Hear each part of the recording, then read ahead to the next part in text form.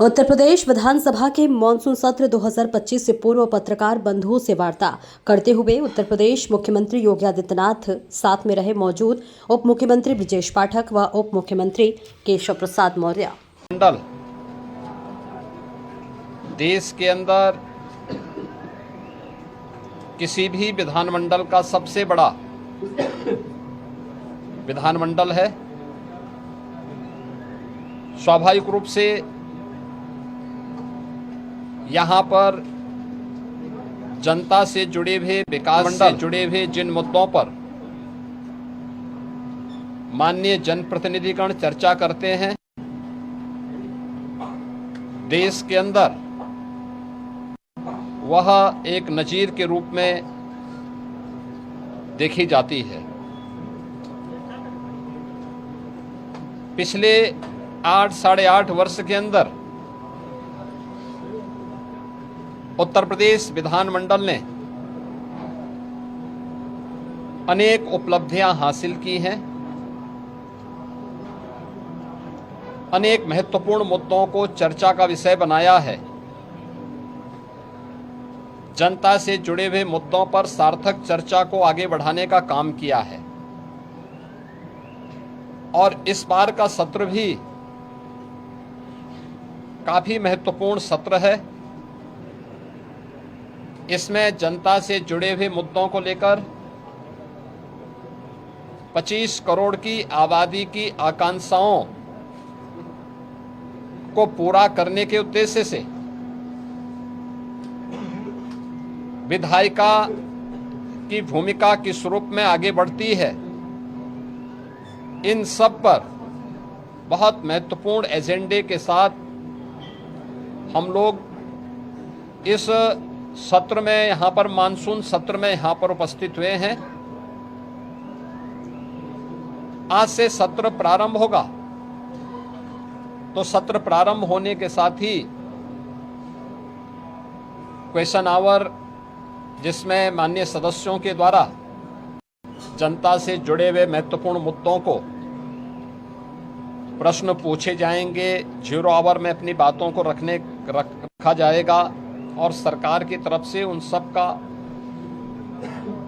एक सार्थक जवाब भी उपलब्ध करवाया जाएगा। इसके साथ ही अन्य महत्वपूर्ण मुद्दों पर मानसून सत्र है, तो स्वाभाविक रूप से बाढ़ से वे मुद्दे भी उठ सकते हैं। इसके अलावा अत्यधिक बारिश के कारण जल जमाव से जुड़े हुए मुद्दे भी उठेंगे। सरकार के स्तर पर क्या कार्रवाई हो रही है, स्वास्थ्य से, शिक्षा से जुड़े हुए मुद्दों पर सरकार ने पिछले 8 साढ़े 8 वर्ष के अंदर जो कुछ भी किया है, इन सब मुद्दों पर भी परिचर्चा होगी। यह सत्र इस बार का इसलिए भी महत्वपूर्ण होगा कि आदरणीय प्रधानमंत्री जी की प्रेरणा से देश की स्वाधीनता दिवस का अमृत काल का यह 3रा वर्ष है। और इस 3रे वर्ष में यद्यपि प्रधानमंत्री जी ने देश की स्वाधीनता दिवस के अवसर पर पूरे देशवासियों को विकसित भारत के साथ जुड़ने का आह्वान किया था। विकसित भारत, विकसित उत्तर प्रदेश, आत्मनिर्भर भारत, आत्मनिर्भर उत्तर प्रदेश। विकसित उत्तर प्रदेश और आत्मनिर्भर उत्तर प्रदेश के लिए सरकार का और उत्तर प्रदेश वासियों का विजन क्या है, पहली बार देश के किसी सदन में इस मुद्दे पर चर्चा होगी। और इसके लिए भी मैं सभी सम्मानित सदस्यों से, कल दलीय नेताओं की बैठक में भी इस पे चर्चा हुई थी और दलीय नेताओं की बैठक में भी इस पर बहुत सारे मुद्दों को आगे बढ़ाने के बारे में एक सहमति बनी थी। 13 और 14 अगस्त को लगातार 24 घंटे तक उत्तर प्रदेश विधानमंडल में इस पे चर्चा होनी है। और चर्चा के बाद सरकार के द्वारा कैसे इस विजन डॉक्यूमेंट को नीति आयोग के मार्गदर्शन में विशेषज्ञों के सहयोग के साथ आम जनता के साथ साथ हर तबके के नागरिकों की सहभागिता इसमें सुनिश्चित हो, इसको लेकर के विस्तृत कार्य योजना की घोषणा भी हम लोग सदन में करेंगे और उस कार्यक्रम को आगे बढ़ा करके आगामी 25 वर्ष की कार्य योजना को लेकर के सरकार अपने विजन को सदन के पटल पर रखेगी और उस कार्यक्रम को एक समय सीमा के अंदर तैयार करते हुए विकसित भारत, विकसित उत्तर प्रदेश के इस संकल्प को आगे बढ़ाने की चर्चा का केंद्र बिंदु हमारा सदन बनेगा। मेरी अपील होगी कि सरकार ने पिछले 8-8 वर्ष के अंदर प्रदेश के विकास को लेकर के, प्रदेश की अर्थव्यवस्था को लेकर के, प्रदेश के इंफ्रास्ट्रक्चर को लेकर के, प्रदेश में गरीब कल्याण को लेकर के, समाज के हर एक तबके को लेकर के, क्या गांव है, क्या गरीब है, क्या किसान है, क्या श्रमिक है, क्या युवा है, क्या महिलाएं हैं, क्या व्यापारी हैं, इन सब के उत्थान के लिए बेहतरीन प्रयास किए हैं और उसकी चर्चा देश के अंदर भी होती है। देश उसको सराहता है। तमाम राष्ट्रीय और अंतर्राष्ट्रीय संस्थाओं ने उसकी मुक्त कंठ से प्रशंसा की है।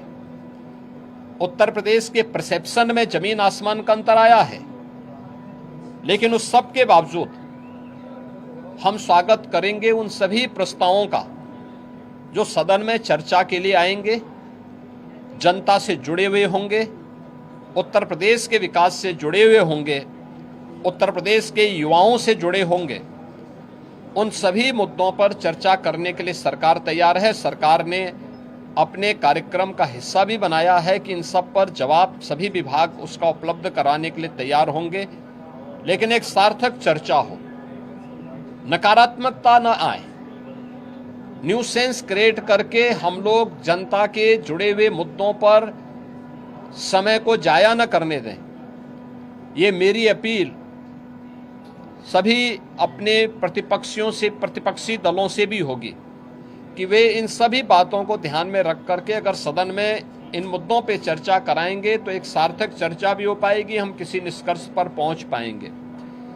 लेकिन अगर वह अनावश्यक व्यवधान पैदा करके न्यूसेंस क्रिएट करेंगे तो जनता की अदालत में स्वयं ही प्रदेश की जनता जनार्दन उन्हें कटघरे में खड़ा करने का कार्य करेगी और सदन में इन मुद्दों पे चर्चा हो, वे चर्चा भी करें, अपने प्रश्न भी पूछें। मुद्दों पर आधारित किसी भी चर्चा का जवाब देने के लिए और उस बहस को सार्थक स्तर तक पहुंचाने के लिए सरकार का पूरा सहयोग प्राप्त होगा। सरकार इसमें पूरी तरह तैयार है। मैं एक बार फिर से उत्तर प्रदेश विधानमंडल के सदन की कार्रवाई को प्रारंभ होने के अवसर पर प्रदेश भर से आए हुए सभी माननीय सदस्यों का हृदय से स्वागत करता हूं और मुझे विश्वास है कि स्वाधीनता दिवस के पूर्व हम लोग उत्तर प्रदेश के विजन डॉक्यूमेंट को प्रदेश के अंदर चर्चा का केंद्र बना करके आम जनमानस को पहली चर्चा का केंद्र विधान भवन, हमारी विधानसभा, विधान परिषद में इस पर हो और उसके उपरांत आम जनमानस के भी हम इस मामले में सुझाव लेंगे, अलग अलग तबके के सुझाव लेंगे। फिर इसको लेकर के हम लोग उन सुझावों को कलेक्ट करने के साथ ही उत्तर प्रदेश को एक व्यापक कार्य योजना देने में सफल होंगे। वो विजन डॉक्यूमेंट के रूप में विशेषज्ञों के साथ मिलकर के आगे बढ़ेगा और जब भारत 2047 में विकसित होगा तो उत्तर प्रदेश भी विकसित भारत की यात्रा में विकसित उत्तर प्रदेश बनकर के तैयार हो। इस विश्वास के साथ यह चर्चा का केंद्र बिंदु हमारा सदन बन सके। सभी सम्मानित सदस्यों से मेरी अपील होगी, इस पूरे कार्यक्रम में भाग लेने वाले सभी सम्मानित सदस्यों को मेरी शुभकामनाएं हैं। धन्यवाद। अखिलेश यादव ने 24 घंटे सदन चलाने को लेकर कहा है कि पागलपन है। देखिए, ये विकास के प्रति सरकार और भारतीय जनता पार्टी की प्रतिबद्धता है। स्वाभाविक रूप से उनके एजेंडे में विकास नहीं है। सस्टेनेबल डेवलपमेंट गोल्स पे जो गरीबों से जुड़े हुए मुद्दे थे, उत्तर प्रदेश की बेहतर शिक्षा को लेकर, बेहतर स्वास्थ्य सुविधा को लेकर, कृषि विकास की दर को बढ़ाने को लेकर, स्किल डेवलपमेंट को लेकर, रोजगार को लेकर के जब हमने 36 घंटे तक सदन चलाया था, तब भी समाजवादी पार्टी ने सदन का वॉकआउट किया था। तो ये लोग, विकास इनके एजेंडे में नहीं है, इसलिए वे लोग इस प्रकार की सिर पैर की बातें बोल करके ऐसे संसदीय शब्दों का प्रयोग करते हैं जिसके लिए वे पहले से ही कुख्यात हैं।